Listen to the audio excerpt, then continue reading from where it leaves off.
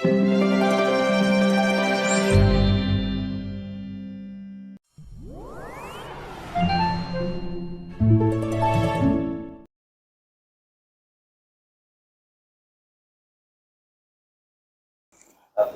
Assalamualaikum warahmatullahi wabarakatuh. Waalaikumsalam warahmatullahi wabarakatuh. Ya, bagaimana kabarnya Pak Sun? Nggih, baik saya Pak. Ya, baik. Untuk hari ini mohon izin kita melakukan wawancara nih Pak Sun mengenai bujukan moral dan juga dilema etika. Untuk pertanyaan pertama Pak Sun, nah selama ini bagaimana Bapak dapat mengidentifikasi kasus-kasus yang merupakan dilema etika dan juga bujukan moral? Dilema etika dan bujukan moral itu ya. Saya lupa ingat ya, tapi intinya untuk dilema etika itu hal tentang Pak ya, apa itu sama-sama baiknya gitu ya, sama-sama baiknya, tapi bagaimana yang terbaik. Kalau yang bujukan itu bujukan setan ya, bujukan moral. Bujukan moral itu yang satu masih kurang. Yang satu ya, benar dan salah. Benar salah gitu ya. Oke, dilema etika dulu. Kalau kita itu begini, untuk menghadapi hal semacam itu kan sama-sama baik Pak gitu ya. Jadi kalau bisa itu kita saling menguatkan gitu ya. Jangan sampai hal yang terbaik, yang baik itu malah tidak diberi semangat, beri peluang untuk bisa maju, untuk bisa berkembang gitu ya. Semakin dikuatkan, jangan sampai satu dikuatkan satu tidak, nanti menjadi satu persoalan. Namun juga hal yang baik itu tetap di bawah kontrol, under kontrol oleh kepala sekolah. Karena kadang-kala orang yang baik itu ya majunya terlalu cepat gitu. Padahal kita kan harus ada bersama untuk memberi motivasi sama yang lain. Kemudian yang jelas itu yang bujukan moral itu ya, kita intinya lah sekolah itu supaya pembelajaran jalan dengan baik, kita itu kerangkul semuanya Pak, bisa dirangkul semuanya sehingga teman-teman yang merasa kurang itu tanpa sengaja, tanpa disadari mereka terbangkitkan. Karena kata kunci utama ada di manajemennya Pak. Itu secara umum gitu Pak ya. Baik, untuk yang pertama Pak. Kemudian untuk yang kedua, selama ini bagaimana Bapak menjalankan pengambilan keputusan di sekolah, terutama untuk kasus kedua pentingan yang sama-sama benar atau mengandung nilai kebajikan? Iya, nah ini sama-sama baik gitu ya. Ambil keputusan seperti apa? Kita kolaborasikan saja dari yang baik. Tapi yang baik kan tinggal kita membidik yang mana gitu loh. Artinya kalau itu baiknya untuk kebutuhan anak, itu yang kami utamakan. Kan satu, kepengen membangun musola atau masjid yang besar, itu kan yang bagus Pak gitu. Tapi yang satu mau meningkatkan potensi anak dalam pembelajaran. Ini sama-sama baiknya, tapi jauh lebih utama, lebih penting dalam anak itu. Jadi semua yang kegiatan apapun di sekolah itu ujung-ujungnya adalah ada di dalam kelas, yaitu untuk meningkatkan kualitas belajar anak. Itu Pak. Baik Pak. Ini yang ketiga Pak, untuk langkah-langkah atau prosedur yang bagaimana itu yang biasa Bapak lakukan selama ini? Yang perlu dan sangat diperlukan bagi pemimpin adalah satu kata kunci utama yang tidak bisa dikalahkan, itu sabar Pak. Sabar, karena kita menghadapi 100 orang, 100 kepala yang berbeda. Kalau tidak sabar kita repot. Nah untuk itu sama-sama yang bagus ini nanti kita adai, dan kita ngambil keputusan itu berjenjang Pak. Misalnya gini, oh ya di kelas itu guru ada satu permasalahan, bisa menyelesaikan, oke, selesaikan di kelas. Kalau belum bisa di tingkat MGMP gitu ya. MGMP itu kalau diselesaikan bareng-bareng kan lebih baik. MGMP pas atas ke kurikulum mah digodok lagi, kok masih mantep, didiskusikan dengan kepala sekolah. Kepala sekolah itu final decision, keputusan akhir. Biasanya yang sudah masuk ke kepala sekolah itu keputusan miring-miring Pak, tidak terlalu misalkan 51 banding 49 saja gitu. yang masuk gitu. Karena saya yakin teman-teman ngambil keputusan itu berjenjang itu kalau ini jelas nggak baik, pasti yang baik yang diutamakan. Tapi sudah masuk kepala sekolah, oh ya itu anak ini dikeluarkan untuk dia gitu contohnya. Jadi berjenjang Pak, berjenjang dan kita kuatkan yaitu di tim, yaitu tim Paka itu pada ring pertama. Wah, keren sekali ini jawabannya Pak Sun. Baik. Yang selanjutnya Pak, untuk hal-hal apa saja yang selama ini Bapak anggap efektif dalam pengambilan keputusan pada kasus-kasus dilema etika? Ya. Kalau yang paling efektif ya sentuhan Pak. Sentuhan itu bukan berarti ya kita kadang-kadang ngobrol santai. Itu yang paling efektif. Kalau itu sama-sama kuatnya, Pak, saya ingin membangun masjid, Pak, ini untuk pembelajaran anak perlu ada sentuhan, Pak. Oke, nanti kan pada saatnya kita rembuk gitu ya. Dan yang penting itu jangan sampai meninggalkan bahwa saya itu nggak terakomodir gitu loh. Ya pokoknya itu sama-sama nanti diapresiasi dan mereka itu menyadari bahwa itu ujung-ujungnya kegiatan sekecil pun adalah kegiatan mutu peningkatan atau perbaikan mutu pembelajaran. Ini begitu Pak, karena di sekolah. Sekarang ini kakaknya terabaikan gitu loh. Biasanya sekolah kan, wah nek gua ya sekolah mewah, tapi dunia bobrokan kacau Pak. Baik. Untuk yang selanjutnya Pak ini, hal-hal apa yang selama ini merupakan tantangan dalam pengambilan keputusan pada kasus-kasus dilema etika? Ya, gini Pak. Bagi saya itu pengalaman ini, kalau masalah di administrasi no problem, semuanya bisa terselesaikan lah. Masalah anak terselesaikan dengan baik. Yang paling penting, yang paling bagi kami itu adalah kalau ada suatu persoalan dengan antar human, antar manusianya Pak. Nah itu yang paling penting. Karena sekolah beda dengan universitas. Kalau universitas antara satu dosen sama dosen yang lain saling perang nggak masalah karena adu argumentasi. Kalau sekolah tidak Pak, perlu kebersamaan. Seperti jarum jam itu ya. Kalau guru nggak rukun sidik itu aja, imbasnya anak luar biasa. Nah untuk itu pinter-pinternya yang paling efektif adalah ya diajak ngobrol bareng-bareng gitu loh Pak, bareng-bareng. Tapi yang pertama ngobrolnya itu terpisah dulu. Ya jenengan sama Pak Dias ada masalah, saya ngobrol jenengan. Terus ngobrol sama Pak Dias, kiranya bisa nggak dipertemukan? Kalau mereka tujuannya baik mau dipertemukan dan mau pasti ngerti Pak.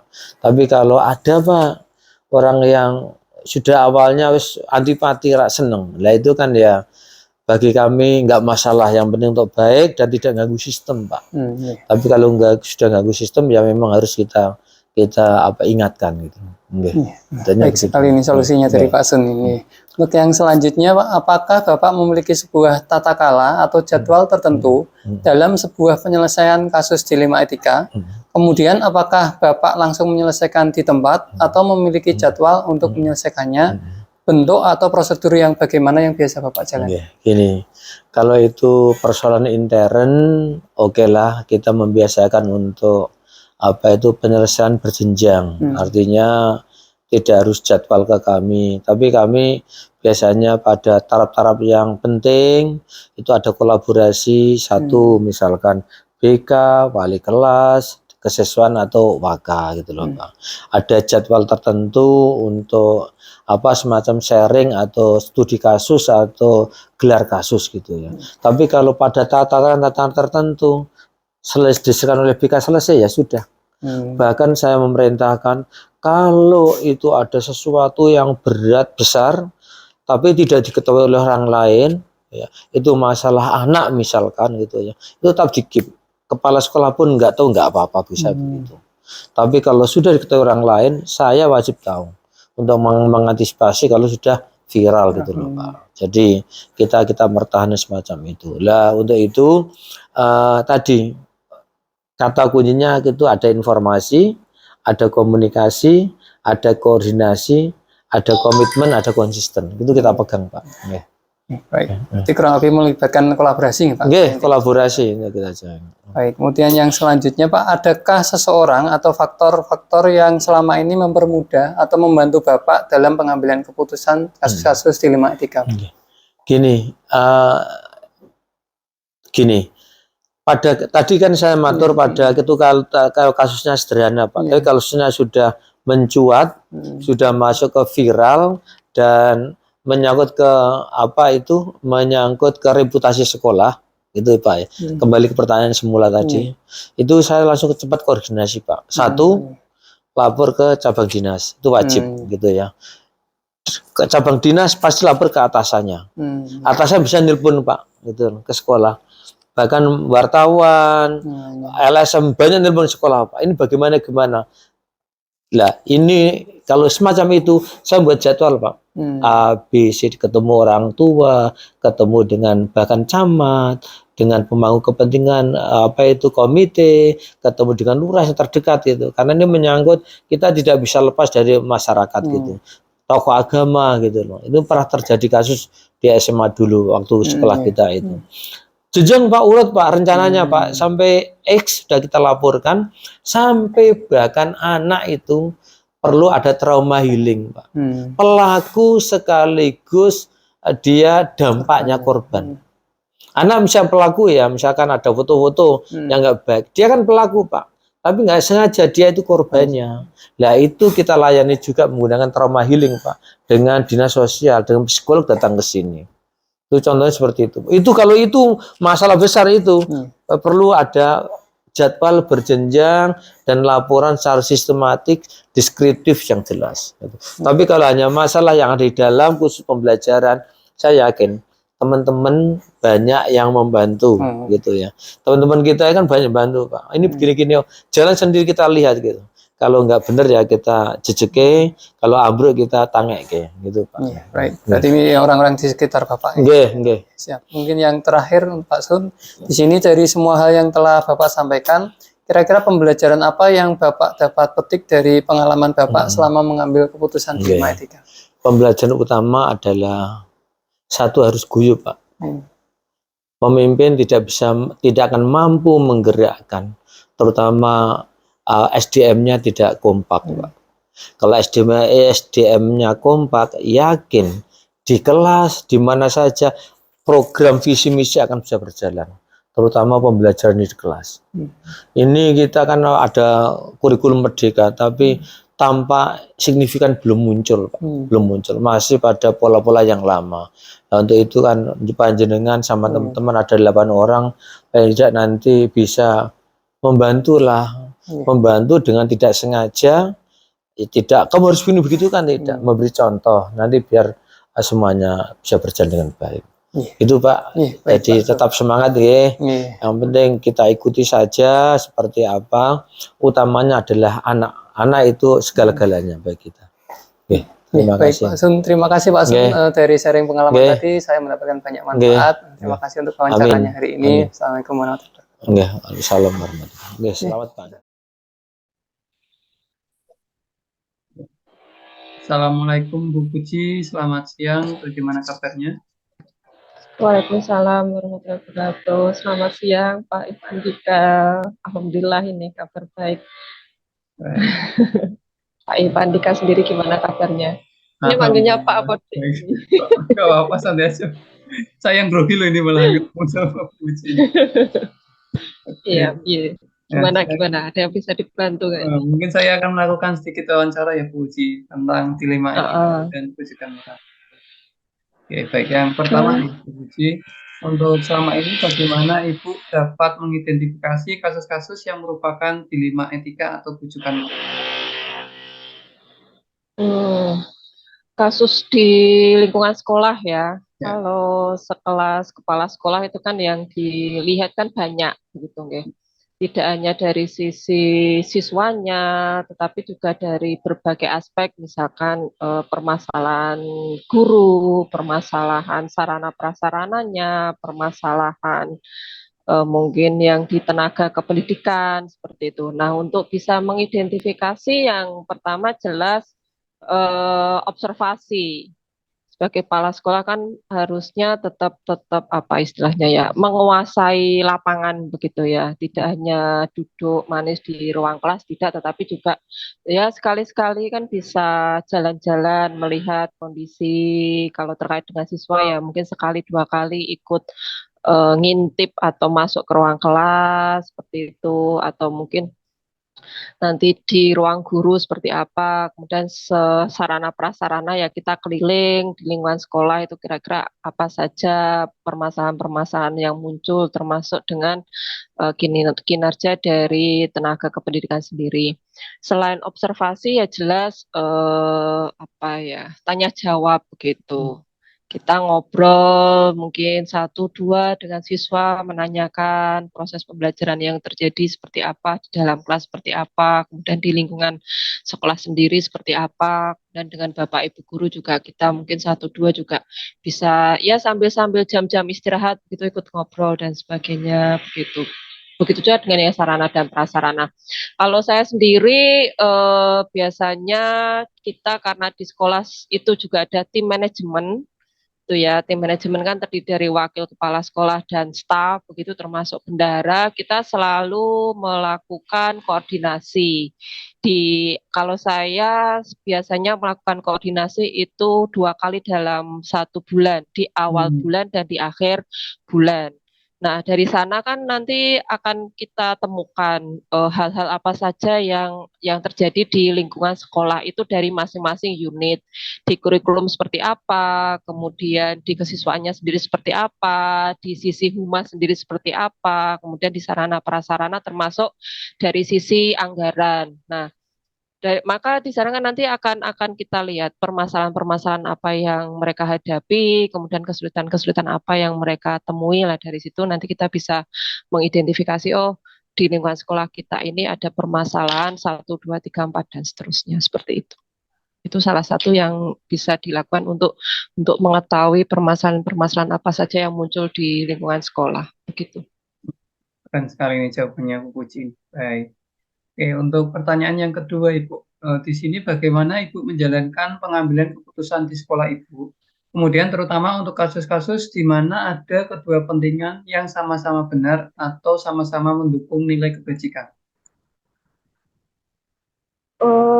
Kita lihat dari berbagai sisi ya, karena kalau ada dua hal yang apa dua pihak lah istilahnya gitu yang bermasalah, kemudian keduanya sama-sama punya alasan dan argumentasi yang sama, hampir semuanya benar mungkin ya, maka kita harus bisa melihat dari sudut pandang yang lain begitu.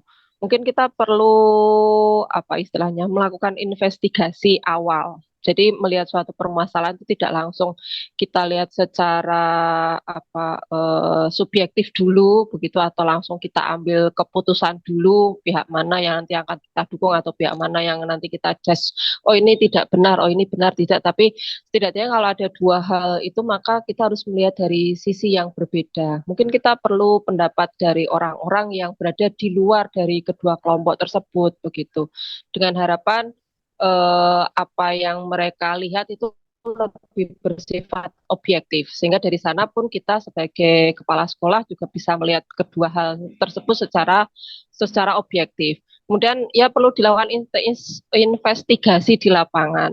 Kita temukan dulu pokok permasalahannya apa, kemudian hal yang mendasari permasalahan itu muncul seperti apa. Nah, dari situ nanti baru kita bisa menentukan kira-kira solusi yang nanti akan kita ambil bagaimana begitu. Dan tentunya dari sana tetap kita harus mempertimbangkan dari dua hal itu. Biasanya kan permasalahan yang muncul itu kan ya ada lebih ke arah apa istilahnya mana yang lebih menuju ke arah yang positif tentunya kan maksud saya begini permasalahan yang muncul baik misalnya dari pihak atau pihak itu kan keduanya ada dua hal mungkin salah satu lebih banyak ke sisi negatifnya lebih sedikit ke positifnya tapi di sisi yang lain lebih banyak ke positifnya dan lebih banyak ke negatifnya maka Kalau keduanya itu sama-sama sesuatu hal yang benar dalam tanda kutip, maka pada saat kita menentukan kebijakan, maka yang perlu kalau saya melihat mana yang lebih banyak memberikan kebermanfaatan bagi warga yang ada di sekolah begitu. Jadi kita meminimalkan dampak negatif yang nantinya akan muncul seperti itu.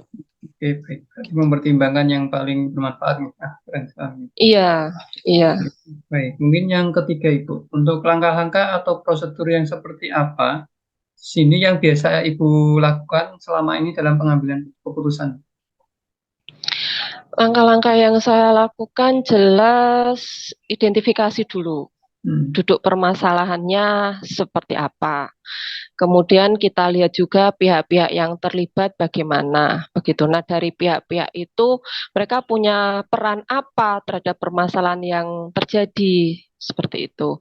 Kemudian kalau sudah kita lakukan diskusi, kalau saya biasanya saya kalau itu permasalahan hanya menyangkut pribadi-pribadi tertentu, begitu berarti kan kita juga mengundang pihak-pihak tertentu juga, tidak langsung semua warga sekolah dilibatkan. Misalkan kalau itu permasalahannya terkait dengan guru atau terkait dengan siswa kan juga tidak semua kemudian kita libatkan, tidak. Tetapi kita lihat dulu pihak-pihak mana saja yang kita butuhkan untuk bisa memberikan pandangan yang subjektif terhadap apa nanti yang akan kita putuskan. Begitu. Kemudian kita mungkin bisa kita lakukan satu event atau diskusi begitu, kita bahas diskusikan permasalahan yang ada seperti apa, kemudian dari masing-masing pihak itu kira-kira nanti dia punya solusi-solusi seperti apa. Setelah mereka mengutarakan ide-ide atau solusi-solusi menurut pendapatnya masing-masing, baru nanti kita ambil kira-kira solusi mana yang terbaik dan yang bisa memberikan dampak yang lebih efektif terhadap penyelesaian permasalahan tersebut. Nah, itu yang baru kita tentukan. Kita ambil keputusannya berdasarkan pertimbangan tersebut. Nah, baru kita eksekusi keputusan itu untuk bisa ditindaklanjuti begitu. Ya, berarti diselesaikan secara bertahap. Oke, baik. Iya, diselesaikan secara bertahap. Oke, kemudian yang selanjutnya Ibu, ada hal-hal apa saja yang selama ini Ibu anggap efektif dalam pengambilan keputusan pada kasus-kasus dilema etika? Yang efektif jelas komunikasi dan koordinasi ya. Karena sebagai pimpinan kan kita tidak boleh istilahnya semena-mena begitu ya. Tetap harus melibatkan banyak pihak. Apalagi kepala sekolah meskipun dia sebagai leader, tapi di lingkungan sekolah kan dia harus bisa mengayomi semua warga yang ada di sekolah tersebut, termasuk pihak-pihak yang terlibat dalam permasalahan. Sehingga menurut saya langkah-langkah yang efektif ya komunikasi dan koordinasi semua pihak yang terlibat, supaya nanti kita bisa mendapatkan pendapat-pendapat yang lebih objektif, kita bisa mendapatkan ide-ide atau gagasan yang lebih solutif seperti itu. Karena menurut saya kalau satu orang berpikir itu kan akan lebih lebih bersifat pendapat pribadi dibandingkan kalau kita mengkomunikasikan itu ke pihak-pihak yang lain begitu. Karena biasanya pihak-pihak yang lain kan dia mungkin mempunyai sudut pandang terhadap permasalahan tersebut yang berbeda. Mungkin saya hanya melihat dari sisi depannya saja, tapi mungkin orang lain akan melihat dari sisi belakangnya, dari sisi kanan, kiri, dan seterusnya. Sehingga dengan komunikasi dan koordinasi itu akan kita peroleh informasi dari semua lini, informasi dari semua sisi. Nah, dari sana baru nanti bisa kita gunakan untuk pengambilan keputusannya. Begitu. Baik, jadi intinya di komunikasi itu. Baik, Iya. untuk selanjutnya Ibu, ini di sini ada hal-hal apa saja yang selama ini merupakan tantangan dalam pengambilan keputusan pada kasus-kasus dilema etika itu? Tantangan terbesar itu apa ya? Kalau di tempat saya mungkin karakter. Karena terkadang kan masing-masing orang kan punya karakter dan kepribadian yang berbeda-beda lah, itu yang perlu kita selami supaya nanti pada saat kita bersinggungan kemudian ada permasalahan yang muncul, bisa kita hadapi dengan lebih subjektif dan dengan kepala dingin. Kan terkadang ada si A yang seperti ini, si B seperti ini, begitu. Nah, pada saat A dan B itu terjadi permasalahan, nah maka nanti kita bisa melihat, oh kalau dengan si A kita harus bagaimana, dengan si B kita harus bagaimana, sehingga untuk menemukan keduanya nanti kita harus melakukan apa, seperti itu. Itu yang sering saya temui di lingkungan sekolah, terutama di SMA Negeri 1 Danrejo seperti itu. Gitu. Jadi memang harus menyelami, ya menyelami karakternya masing-masing pihak yang terlibat. Baik. Ya, 3 pertanyaan lagi ya, ini untuk yang agak panjang. Jadi di sini apakah Ibu memiliki sebuah tata kala atau jadwal tertentu dalam penyelesaian sebuah kasus dilema etika? Kemudian apakah Ibu langsung menyelesaikan di tempat atau memiliki sebuah jadwal tertentu untuk menyelesaikannya? Nah, kira-kira bagaimana prosedur yang biasanya Ibu lakukan? Kalau kayak timeline gitu ya, ya jelas, timeline itu jelas. Setiap kita menghadapi sesuatu, kalau saya pribadi tidak langsung seketika saat itu tidak, tetapi kita lihat dulu misalkan permasalahan ini muncul dari siapa, kemudian karena apa, oleh apa, begitu. Nah, dari sana biasanya kemudian kalau saya seperti kayak membuat alur gitu ya, tahapan-tahapan apa yang harus saya lakukan supaya permasalahan itu bisa teratasi. Misalkan begitu ada permasalahan yang datang pada saya, nah, kemudian saya akan melihat dulu, mencari duduk permasalahannya di mana. Maka langkah pertama yang saya lakukan yaitu tadi melakukan investigasi di lapangan.